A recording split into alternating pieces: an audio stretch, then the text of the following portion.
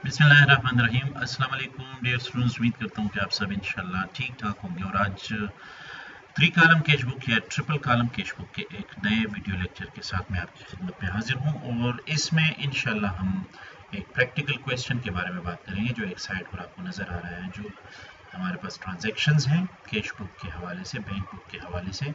और दूसरी साइड पर हमने यहाँ पर आपको नज़र आ रहा होगा कि एक 3 कॉलम या ट्रिपल कॉलम कैश बुक जो है हमने बनाया हुआ है। एक्सेल में सिंपल हमने ये चीज़ें की हुई हैं। तो मुझे कहते हैं जी बिलाल खान, और मेरे लेक्चर को अभी तक अगर किसी ने सब्सक्राइब नहीं किया तो काइंडली सब्सक्राइब करें और साथ ही बेल आइकन को क्लिक करें ताकि मेरे हर नए आने वाले वीडियो की नोटिफिकेशन जो है वो आपको मिलती रहे। तो शुरू करते हैं जी। हमने कुछ थ्योरी तो पढ़ ली थी, single column cash book, double column cash book और ट्रिपल कॉलम कैश बुक के बारे में। तो आज पेपर के हवाले से BCom, MCom, MBA वगैरह इनके पेपर्स के हवाले से फाइनेंशियल अकाउंटिंग में 3 कॉलम कैश बुक जो है वो बहुत ज़्यादा ज़रूरी होता है। इसलिए मैंने प्रैक्टिकल क्वेश्चन जो है वो 3 कॉलम कैश बुक के बारे में ही आपके लिए यहाँ पर लाया। तो यहाँ पर अब हम देखते हैं कि जी पहला ट्रांजैक्शन जो आपको नज़र आ रहा है यहाँ पर, ये पहले तो आप ज़रा ये जो ट्रांजैक्शन के लिए जो क्वेश्चन है इसको ज़रा आप पढ़ लें। Record the following transactions in 3 column cash book of Ali and company for the month of January 2020। Ali and company है, उसके एक महीने के लिए, जनवरी के महीने के लिए ये आपको ट्रांजैक्शंस दी गई हैं और इनको कहते हैं कि कैश बुक में क्या करें, 3 कॉलम कैश बुक में रिकॉर्ड करें। तो 3 कॉलम हम क्यों कहते हैं इसको जी? आपके पास ये पहला जो कॉलम होता है ये डिस्काउंट के लिए होता है, दूसरा अमाउंट या कैश, दोनों में एक लिखें, या अमाउंट लिखे या कैश लिखे। और फिर तीसरा कॉलम आपके पास होता है बैंक का। और यहाँ पर आपके पास जी ये क्रेडिट साइड पर भी डिस्काउंट का कॉलम और दूसरी तरफ जो है आपके पास वो ये अमाउंट या कैश का कॉलम और बैंक का कॉलम। एक बात जहन में ज़रूर रखें, अगर डेबिट साइड को आपने पहले नंबर पर डिस्काउंट का कॉलम लिखा, दूसरा आपके पास फिर अमाउंट या कैश का कॉलम है और तीसरा आपके पास बैंक का कॉलम है, तो याद रखें कि क्रेडिट साइड पर बिल्कुल इसी तरतीब से आपने ये कॉलम्स रखने हैं। मिसाल के तौर पर यहाँ पर पहले डिस्काउंट का कॉलम है तो यहाँ पर भी आपके पास पहले डिस्काउंट का कॉलम होना चाहिए। यहाँ पर दूसरा आपके पास अमाउंट या कैश का कॉलम है तो यहाँ पर दूसरा कॉलम आपके पास अमाउंट या कैश का होना चाहिए। तीसरा कॉलम आपके पास यहाँ पर बैंक का है तो यहाँ पर भी आपके पास बैंक का कॉलम, तीसरा कॉलम होना चाहिए। तो इस तरतीब को जहन में रखें, ये गलत ना हो आपसे। तो कॉलम्स गलत होंगी तो जमा माइनस आपके पास गलत होगा। और यहाँ पर आपके पास जो पहला जो ट्रांजैक्शन है उसमें आप अगर गौर से देखें तो जनवरी 8 को goods sold for cash rupees 9,500, 9,500 रुपए के चीजें हमने फरोख्त की हैं। तो देखें, आपने चीजें फरोख्त की हैं, आपके पास पैसे आए हैं, आपने पैसे रिसीव किए हैं। कैश बुक में इसको हम रिसीट्स कहते हैं, ये आपके पास रिसीट का कॉलम है। यहां पर आप लिख लेंगे जनवरी 8, यहां पर आप लिख लें जनवरी 8 और रिसीट के कॉलम में यहां पर आप लिख लेंगे टू सेल्स। टू लिखते हैं तो भी ठीक है, नहीं लिखते तो भी ठीक है, कोई मसला नहीं है। तो 9,500 रुपए आपने कैश पर, नकद पर आपने चीजें फरोख्त की। 9,500 यहां पर आप एंटर कर लें। ये जी आपके साथ पहला ट्रांजैक्शन हो गया, हमारे पास 9,500 रुपए आ गए। दूसरा ट्रांजैक्शन क्या है जी? Purchase typewriter by cheque rupees 5,400। आपने टाइपराइटर खरीदा है 5,400 का। तो ये टाइपराइटर जो है इसकी कीमत है जी 5,400 और आपने टाइपराइटर खरीदा तो चेक के जरिए आपने पेमेंट की, यानी बैंक से आपने पेमेंट की है। अब यहाँ पर 10 तारीख को आपसे पैसे चले गए, तो मतलब ये कि आपके पास बैंक में जितने पैसे पड़े हुए थे उसमें 5,400 रुपये कमी आ गई है। तो डेट के कॉलम में आप यहाँ पर जनवरी 10 लिख लेंगे, जनवरी 10 हो गया जी। अब यहाँ पर आपके पास पेमेंट्स के कॉलम में आप लिख लेंगे बाय टाइपराइटर, ये जी आपके पास टाइपराइटर हो गया। अब आ जाए यहाँ पर अमाउंट या सॉरी बैंक के कॉलम में, तो बैंक के कॉलम से आप माइनस कर लेंगे 5,400 रुपए, तो ये बैंक के कॉलम में आपके पास आ गए हैं जी।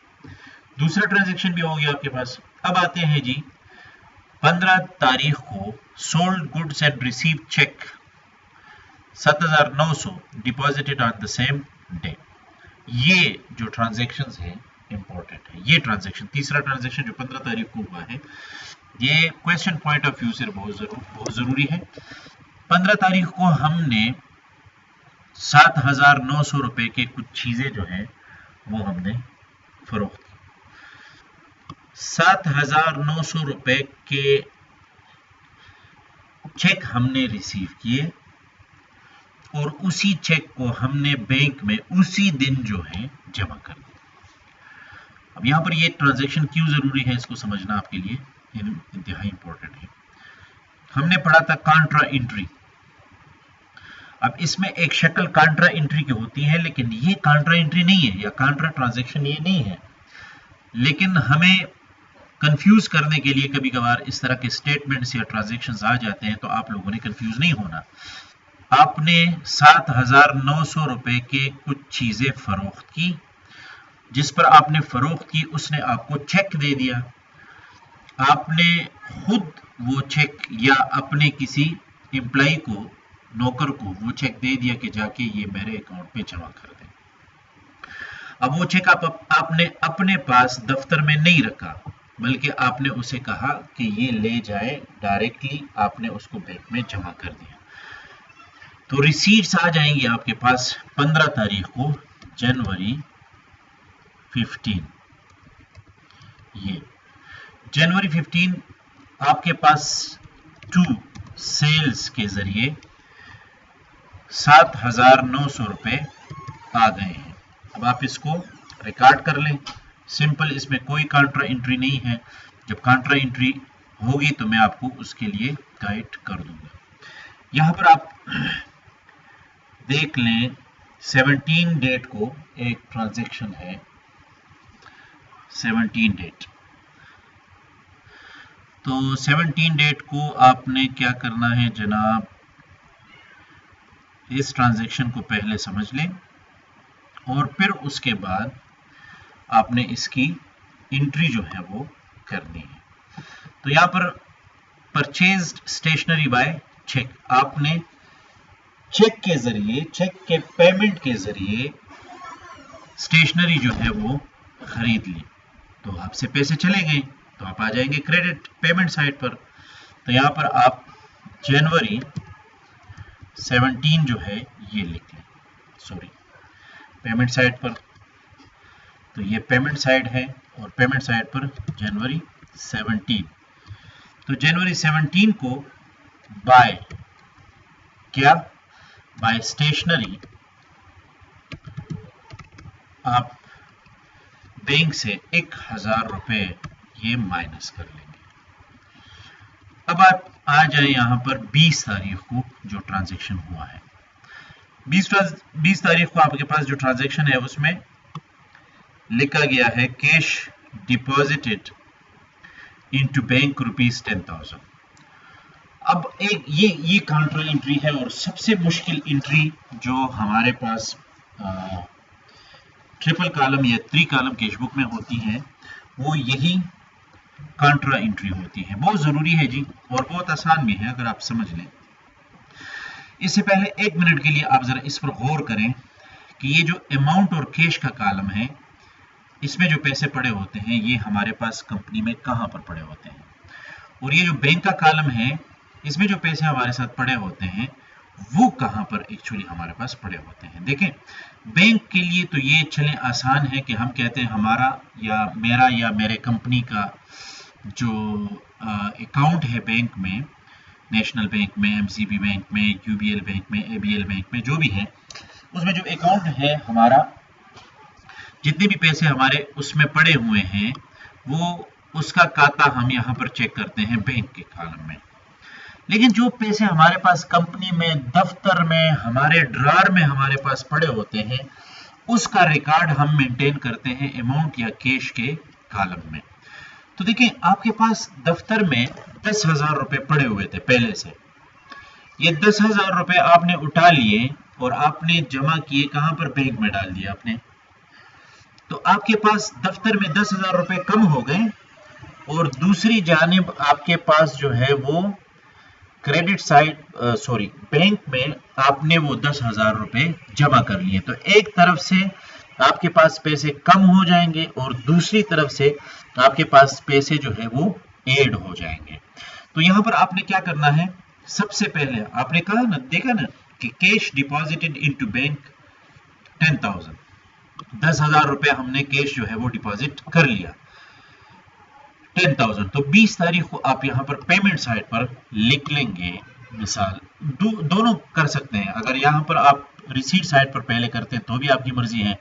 तो यहां पर आप लिख लें जनवरी 20 और यहां पर आपके पास टू बैंक जो है ये आप लिख लेंगे,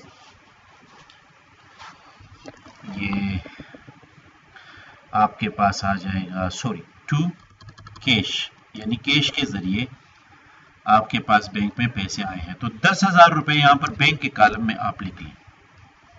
अब आ जाए आप यहां पर जो आपके पास पेमेंट साइड है, वहां पर आप जो है 20 जनवरी 20 लिख लें, जनवरी 20 ये लिख लिया आपने जी। और यहां पर बाय बैंक आप लिख लें, यहां पर 10,000 रुपए माइनस हो जाएंगे, कहां से? अमाउंट के कॉलम से। अब देखें, आपने 10,000 रुपए अपने दफ्तर से निकाल के अपने ही बैंक अकाउंट में जमा कर लिए, तो दफ्तर में तो 10,000 रुपए आपसे कम हो गए ना। तो यहां पर ये 10,000 रुपए हमने पेमेंट साइड पर अमाउंट के कॉलम से निकाल लिए और उन 10,000 रुपयों को हमने बैंक अकाउंट में जमा कर लिए। तो 20 तारीख को हमने ये 10,000 रुपए बैंक के कॉलम में जमा कर दिए। बस इसमें सिर्फ एक चीज और आपने ऐड करना है और वो ये कि आपके पास यहां पर जो ये ये लिख लें, तो इसका मतलब होगा क्या जनाब? Contra entry. ये तो आपके पास बाय बैंक आ जाएगा और इसमें भी आपने लिख लेना है सी, ये जी, ये इस सी को आप जब सर्कल में लिख लेते हैं तो इसका मतलब होता है कॉन्ट्रा एंट्री। तो एक ही तारीख को आपने क्या किया जी, यानी 20 तारीख को आपने दोनों साइड पर ट्रांजैक्शन जो है उसका इफेक्ट रिकॉर्ड किया।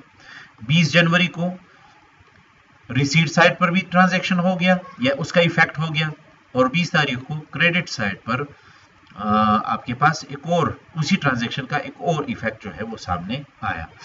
अब अगर आप यहां पर देख लें तो हमने लिखा हुआ है टू कैश और हमने अमाउंट लिखा है बैंक के कॉलम में।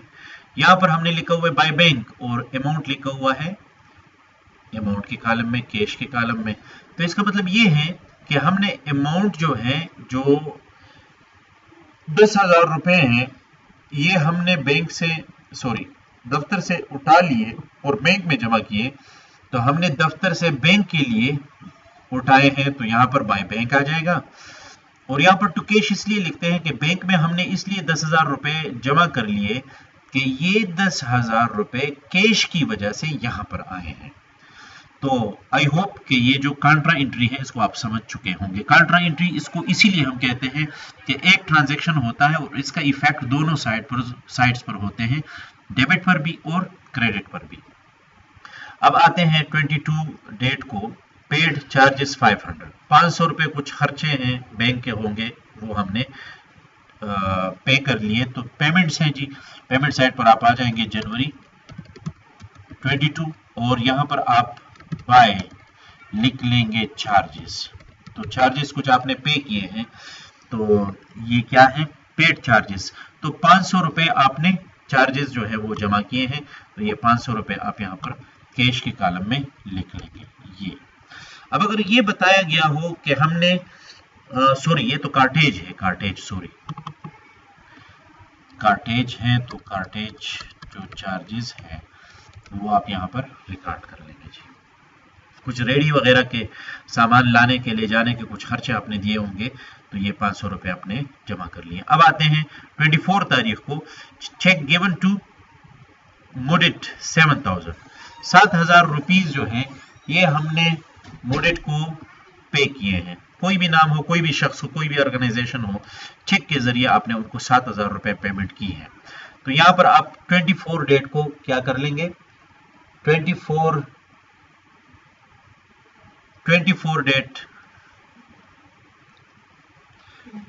डेट को हमने क्या किया है जी, जनवरी 24 ये आप लिख लेंगे, जनवरी 24 और 24 जनवरी को हमने 7,000 रुपए जो हैं वो मोडिट को दिए हैं। चले ये नाम तो आप छोड़ दें, इस पर आप कंफ्यूज ना हो। मैं यहाँ पर लिख लूंगा सलीम फॉर एग्जांपल। सलीम को हमने 7,000 रुपए दे दिए। तो ये हो सकता है कि आपने उससे कुछ सामान लिया हो, उसके बदले में आपने उसको दिए हों, फिर भी बाय सलीम आप यहाँ पर टाइप कर लें। और चेक के जरिए आपने पेमेंट की है, तो पैसे जो है वो लाजमी है कि वो बैंक से ही माइनस होंगे। तो 7,000 रुपए आप बैंक के कॉलम में लिख लेंगे। ये जी आपके पास 24 तारीख को भी ये एंट्री हो गई। अब आते हैं जी रेंट पेड बाय चेक। आपने किराया जो है बिल्डिंग का 28 तारीख को वो चेक के जरिए बैंक से आपने दे दिए, तो ये भी पेमेंट है। तो इस पेमेंट को हम 28 तारीख को रिकॉर्ड करेंगे, जनवरी 28, और आ जाए बाय रेंट लिख लें, जिसकी वजह से ये पैसे आपसे चले गए हैं। तो रेंट चेक के जरिए आपने अदा की है, तो 3,000 रुपए यहाँ पर आप लिख लेंगे बैंक के कॉलम में। बैंक से आपसे 3,000 रुपए माइनस हो गए। फिर पेड सैलरी है 30 डेट को, 3,500 रुपए आपने क्या किया जी, 3,500 रुपए आपने सैलरी जो है वो 30 तारीख को दे दिए। तो जनवरी 30 ये, और बाय सैलरी, तो सैलरीज आपने पे की है, चेक वगैरह नहीं है, तो मतलब आपने दफ्तर के पैसों से आपने दी है। तो यहाँ पर 3,500 रुपए आप दफ्तर के पैसों से ये दे देंगे। ये जी पूरे महीने के ट्रांजैक्शंस हमने रिकॉर्ड कर लिए। अब अगर आप लोग गौर से देखें तो हमारे पास जो साइड सबसे ज्यादा होगा उसको पहले जमा कर लें और उसको दूसरे साइड पर आप शिफ्ट कर लें। तो ये 10,000, 10,000, 3,500, ये 14,000 बनते हैं, और अमाउंट ये 9,000 और 7,000, तो ये 16,000 और ये, तो मतलब ये साइड ज्यादा है। तो चले हम इस साइड पर ये लिख लेंगे। तो 7 और 9 16, 17,400 रुपए टोटल ये बनते हैं, 17,400 ये। और यही अमाउंट आप यहाँ पर क्रेडिट साइड पर भी लिख लेंगे, 17,400 ये हो गया जी। इसको मैं जरा बोल्ड कर लेता हूं ताकि आपको फिर ये मैं बोल्ड कर देता हूं जी, ये हो गया, और इसको भी मैं बोल्ड कर लेता हूं, ये हो गया। अब अगर बैंक के कॉलम को आप देख लें तो यहाँ पर जो डेबिट साइड पर है हमारे पास वो 10,000 रुपए हैं, और जो हमारे पास क्रेडिट साइड पर पेमेंट्स हैं वो हमारे पास 10,000 से ज्यादा है। 10,000, ये 7,000 और 3,000, 10,000, 1,000, 11,000, 5,400, तो ये हमारे पास 16,400 बनते हैं। तो हम पहले इस साइड को जमा कर लेंगे, 16,400 अमाउंट टोटल हमारे पास आ जाएगा। ये हो गया जी, इसको भी जरा बोल्ड कर लेंगे, ये जी हमने बोल्ड कर दिया। और ये फिर हम यहाँ पर शिफ्ट कर देंगे 16,400, और इसको भी हम ज़रा बोल्ड कर देंगे ताकि आपको क्लियर नज़र आए। अब यहाँ पर एक और बात जहन में रखें, चूंकि डेबिट साइड का कैश कॉलम या अमाउंट कॉलम 17,400 रुपये, ये हमारे पास जो यहाँ पर डिस्काउंट का अमाउंट या कैश का कॉलम है, हमने इस साइड पर इसलिए रखा कि हमारे पास जो ये बैलेंस है वो यहाँ पर आएगा। ये यहाँ पर मैं लिख लेता हूँ बाय बैलेंस। तो कितना अमाउंट, कितना डिफरेंस आएगा जी? तो यहाँ पर हम अगर कैलकुलेशन कर लेते हैं फॉर एग्जांपल, और मैं अपने साथ कैलकुलेटर पर, आप भी 17,400 से माइनस करें 10,000, 10,000 माइनस करें, साथ में आप फिर 500 भी माइनस करें, फिर आप ये 3,500 भी माइनस करें, तो आपके पास बैलेंस जो बकाया आ जाएगा वो 3,400 रुपए है। 3,400 ये हो गया जी आपके पास बैलेंस। तो एक्चुअली ये बैलेंस जो है ये वाला, ये आपके पास असल में क्या है जी? ये आपके पास है जनाब डिफरेंस। वो डिफरेंस यानी आपके पास अभी भी दफ्तर में कितने 3,400 रुपए आपके पास पड़े हुए हैं। तो ये तो आपके पास ये हुआ। अब आते हैं जो क्रेडिट साइड है, उस पर हमारे पास है 16,400 और दूसरी तरफ हमारे पास है 16,400। हमने इसको यहाँ पर शिफ्ट कर लिया। 16,400 से आप माइनस करें 10,000, तो आपके पास बाकी आ जाएगा 6,400 रुपए। 6,400, ये 6,400 रुपए ये आपके पास टू क्या है? To balance. ये तो ये आपके पास बैलेंस आ गया जी, ये हमारे पास बैलेंस है जी डेबिट साइड का। अब इसका मतलब क्या है जी? इसका मतलब ये है जनाब कि बैंक में आपने 6,400 रुपए का नुकसान किया, मतलब बैंक को आपने 6,400 रुपए देने हैं। क्यों? आपके पास बैंक में पैसे कम हैं और बैंक से आपने कर्जा लिया होगा, उसकी वजह से आपने पेमेंट दी हुई होगी, उसकी वजह से आपके ऊपर इतने पैसे जो है वो आ जाते हैं। तो मैं उम्मीद करता हूं कि ये इंशाल्लाह वीडियो लेक्चर जो है वो आपको ज़रूर पसंद आया होगा। मैंने बहुत ही आसान अल्फाज में, आसान तरीके से आपको ट्रिपल कॉलम कैश बुक का जो ये प्रैक्टिकल प्रॉब्लम है ये मैंने आपको पढ़ाया।